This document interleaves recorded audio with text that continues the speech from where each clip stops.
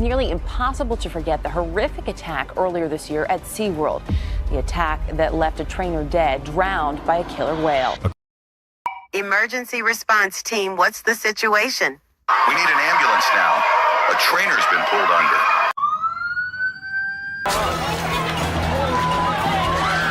The beast tries to pin the trainer under the water.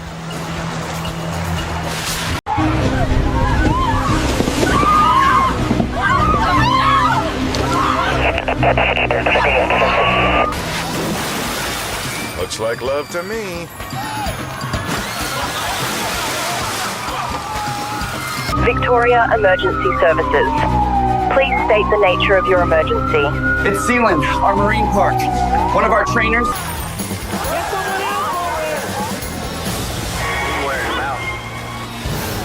Until he gathers the strength to jolt Miss. She's in the whale pool. The orcas, they've got her. They won't let her up. Are you saying the whales are attacking a trainer? Yes.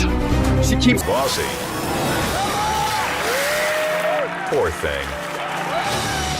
I hope he lets her down gently. surfacing, screaming, but they're dragging her under again. We can't get to her.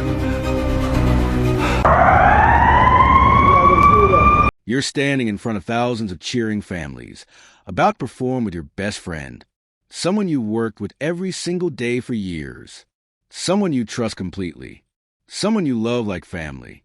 But in less than 60 seconds, that trust will be shattered forever, and you'll take your final breath in front of a horrified crowd that came to see magic but witnessed a nightmare instead. This is a heartbreaking true story of Jessica Radcliffe, a young woman who believed that love could tame the wildest creatures on Earth.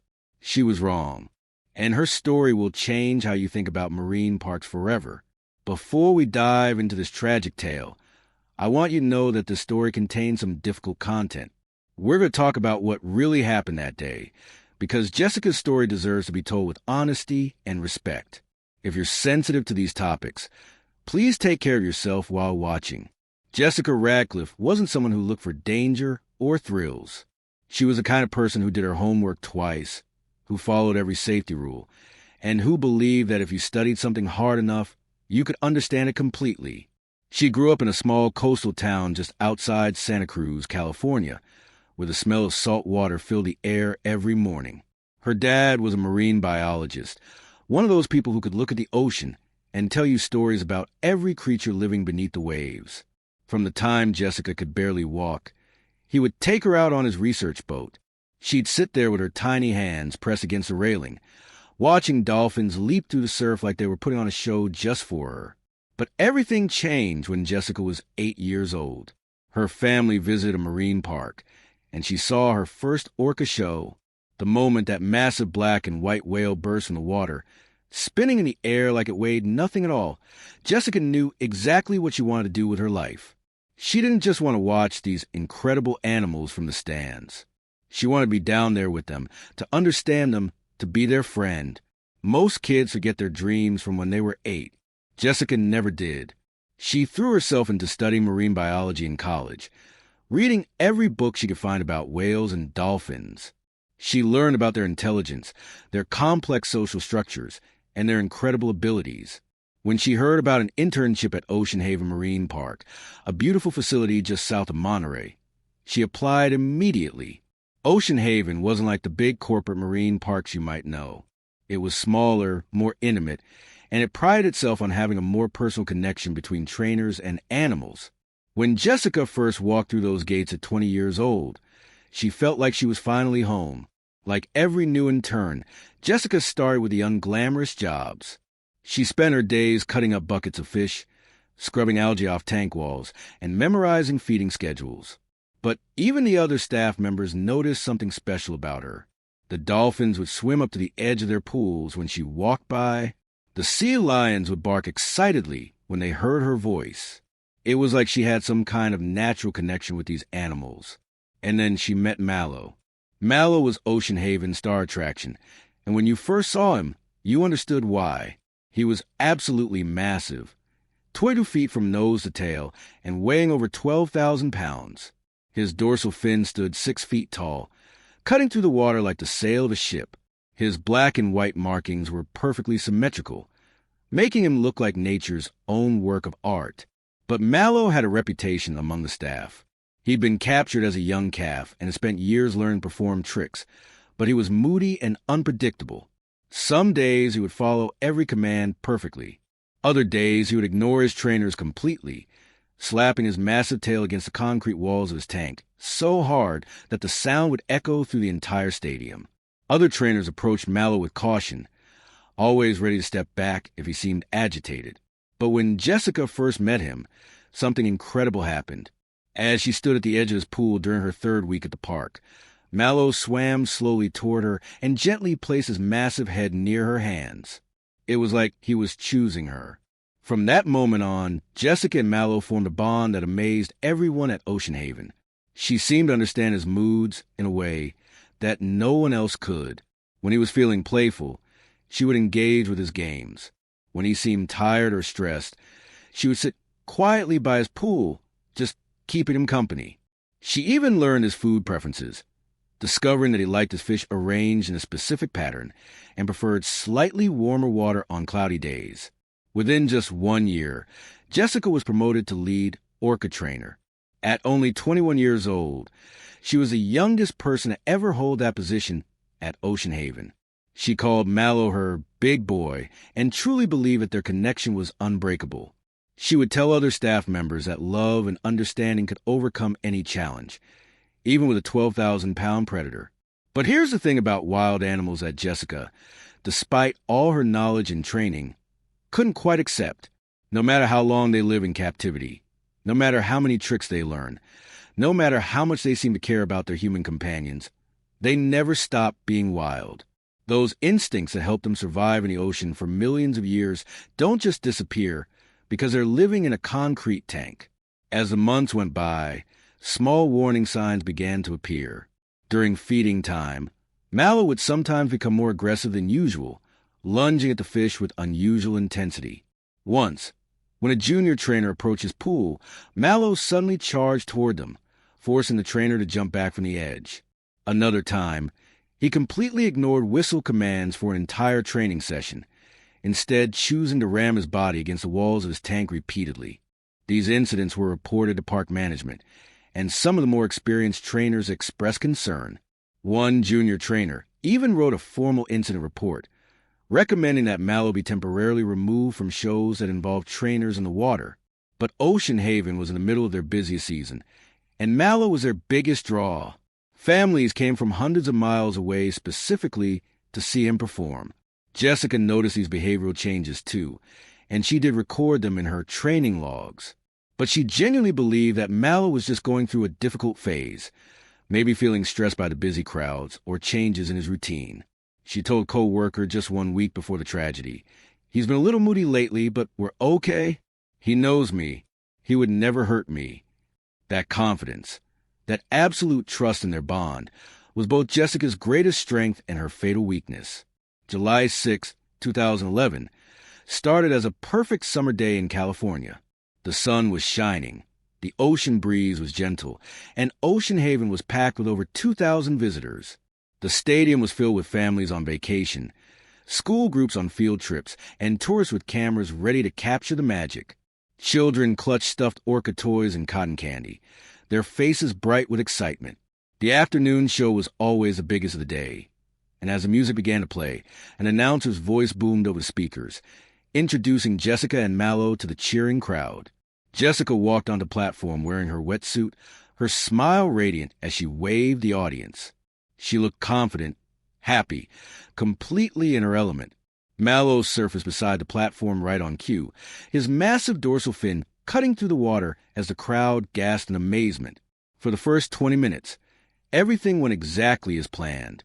Mallow performed every trick flawlessly. He leaped high into the air, creating massive splashes that delighted the children in the front rows. He spun and twisted, showing off his incredible agility despite his enormous size. The crowd cheered louder with each trick, phones and cameras capturing every moment. Then came the finale, the part of the show that audiences love most. It was called the synchronized swim, where Jessica would dive into the water and Mallow would glide around her in graceful circles. They had performed this routine together dozens of times without incident. It was their signature moment, the perfect demonstration of the trust and partnership between human and Orca.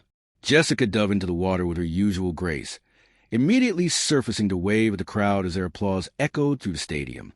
Mallow began his familiar pattern, circling around her in the center of the pool. Everything seemed normal, magical even. The audience was captivated by the beauty of this young woman swimming alongside such a magnificent creature. But then, without any warning, everything changed.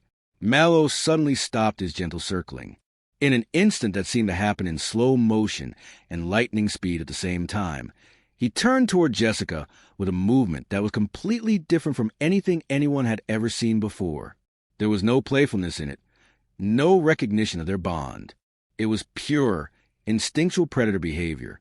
His massive jaws opened, and he lunged toward Jessica with terrifying speed and power. She didn't even have time to scream. His teeth clamped down on her torso, and with violent thrashing motion, he dragged her beneath the surface of the water. The change in the stadium was immediate and horrifying. The cheers turned to gasps, then to screams. Parents instinctively pulled their children closer, some covering their eyes. Others stood frozen, unable to process what they were witnessing. The crystal-clear water of the pool began to turn cloudy and dark. Below the surface, Mallow was exhibiting behavior that marine biologists call thrashing and drowning, the same technique that orcas use in the wild to subdue large prey. He shook Jessica's body with incredible force while holding her underwater. Every survival instinct that had been programmed into his DNA over millions of years had suddenly activated. The other trainers at Ocean Haven reacted as quickly as they could, but nothing in their training had prepared them for this moment. They threw fish into the water, hoping to distract Mallow. They shouted commands through their whistles and megaphones. One trainer grabbed a long pole and tried to get Mallow's attention, but nothing worked. It was as if a switch had been flipped in Mallow's brain, and the gentle, trained performer was completely gone. Jessica remained underwater for over a minute, trapped in the jaws of the animal she had loved and trusted completely.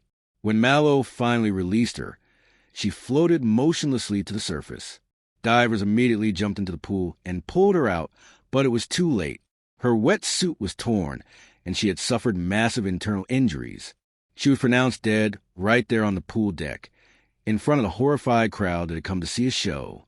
The evacuation of Ocean Haven was chaotic and heartbreaking. Security guards and staff members tried to usher the traumatized families out of the stadium as quickly as possible. Children were crying and asking their parents what had happened. Some people stood frozen in shock, unable to move. Others were openly weeping. The joyful family outing that thousands of people had planned had turned into a nightmare that would haunt them forever. Within hours, news trucks were parked outside Ocean Haven's gates. The story spread across social media and news networks around the world. The park's management released a brief, carefully worded statement calling it a tragic accident. But everyone who had been there knew this was something much more significant. Jessica's family was devastated beyond words. Her parents, who had watched their daughter fall in love with the ocean and pursue her dreams with such passion, were left to plan a funeral they never imagined they would need. They held a private memorial service on the same stretch of coastline where Jessica had played as a child, scattering her ashes into the Pacific Ocean that she had loved so much. The public reaction was swift and intense. Animal rights organizations that had long criticized marine parks pointed to Jessica's death as proof that keeping orcas in captivity was inherently dangerous and cruel. Former marine park trainers came forward with their own stories, sharing incidents that had been kept quiet and concerns that had been ignored. The lawsuits began almost immediately. Jessica's family sued Ocean Haven, claiming that the park had ignored warning signs and put profits ahead of safety. Other former employees filed suits alleging that they had been pressured to work with dangerous animals despite their concerns. The legal battles would continue for years. Ocean Haven tried to continue operating, but the damage was irreversible. Attendance dropped dramatically as families decided they no longer wanted to support marine parks. Protesters gathered outside the gates regularly. Within 6 months, Ocean Haven announced that it was closing permanently. The facility that Jessica had loved so much, where she had felt most at home, was gone. As for Mallow, His fate was debated intensely. Animal rights groups argued that he should be euthanized, calling him a dangerous killer. Others insisted that he was just acting on natural instincts and shouldn't be punished. Eventually, it was decided that he would be moved to a marine sanctuary in the Pacific Northwest, a large, semi-natural environment where he could live out his days without performing or interacting with trainers. Mallow lived in that sanctuary for several more years, swimming in water that was closer to his natural environment, without the crowds and the pressure to perform. But the psychological damage of years in captivity couldn't be undone. He remained alone, unable to integrate with other orcas, carrying the trauma of his captive life until his death. The story of Jessica Radcliffe forces us to confront some uncomfortable truths about marine entertainment. Jessica was incredibly talented, deeply knowledgeable, and genuinely caring. She spent years studying marine biology and understood orcas better than most people ever will. She followed safety protocols and truly believed in the bond she shared with Mallow. But here's what Jessica and many others in the marine park industry couldn't fully accept. Wild animals are not actors, they are not pets, and they are not ours to control. No matter how much love we feel for them, no matter how much training they receive, they remain fundamentally wild creatures with instincts that can never be completely suppressed. Orcas in the wild live in complex family groups called pods, swimming together across vast distances in the open ocean. They have intricate social relationships, communicate in sophisticated ways, and hunt cooperatively. When we take these magnificent creatures and place them in concrete tanks, asking them to perform tricks for human entertainment, we are asking them to deny their most basic nature. The tragedy is that Jessica's death was preventable, not because she made any mistakes, but because the entire system was flawed from the beginning. The warning signs were there. Mallow's increasingly aggressive behavior, his mood swings, his resistance to commands. These were all indicators of an animal under tremendous psychological stress. But Ocean Haven, like many marine parks, was caught between genuine care for their animals and the economic pressures of running a business. Mallow was their star attraction, bringing in thousands of visitors and generating the revenue that kept the park operating. The difficult truth is that it's nearly impossible to prioritize animal welfare when your business model depends on animals performing for crowds. Jessica's story sparked important conversations about the ethics of marine entertainment that continue today. Many marine parks have ended their orca breeding programs and are transitioning away from shows that involve trainers in the water. Some facilities are focusing more on rescue and rehabilitation rather than entertainment. These changes are Jessica's legacy, proof that her death was not meaningless. But the most important lesson from Jessica's story is about the nature of wildness itself. We live in a world where we become disconnected from the natural world, where many of us only encounter wild animals in zoos and marine parks. It's easy to forget that these creatures have their own needs, their own social structures, and their own ways of understanding the world that are completely different from ours. When we see an orca performing tricks, it's natural to assume that the animal is happy, that it enjoys the interaction with humans. But we're interpreting their behavior through our own human lens, projecting our own emotions and motivations onto creatures whose inner lives we can never fully understand. The ocean that Jessica loves so much is vast and mysterious, filled with creatures that have survived and thrived for millions of years without human intervention. Orcas are apex predators, intelligent and powerful beyond our comprehension. They deserve our respect, our admiration, and most importantly, our recognition that some things are too magnificent to be contained. Jessica Radcliffe was just 24 years old when she died, a young woman with her whole life ahead of her. She had dreams of continuing her education, maybe started her own marine research facility someday. She wanted to spend her life protecting the animals she loved. In a tragic irony, her death may have done more to protect marine mammals than her life ever could have. Today, when we watch documentaries about orcas in the wild, when we see them breaching and playing the open ocean with their families, we're seeing them as Jessica always wanted to see them, free, powerful, and wild. Her story reminds us that some bonds are too dangerous to forge, some trust too risky to give, and some beauty too wild to cage. The families who were in that stadium on July 6, 2011, will never forget what they witnessed. The children who saw their magical day turn into a nightmare grew up with a different understanding of the relationship between humans and wild animals. And somewhere in the Pacific Northwest, in waters that were closer to home than Mallow had known for years, a lonely orca spent his final days swimming in circles, carrying the weight of tragedy that didn't have to happen. Jessica's story isn't just about one trainer and one orca. It's about our relationship with the natural world, about the price we pay when we try to control forces that were never meant to be controlled. It's about the responsibility we have to protect wild animals, even from our own good intentions. Rest in peace, Jessica Radcliffe. Your passion, your dedication, and yes, even your tragic death have opened eyes and changed minds around the world.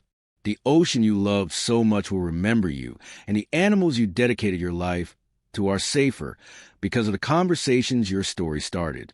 Your legacy lives on in every person who chooses to see wild animals in their natural habitat instead of in captivity, in every young marine biologist who learns from your story, and every orca that swims free in the vast blue ocean where they belong. If this story has affected you the way it affected me, please take a moment to like this video and share it with others. These stories need to be told.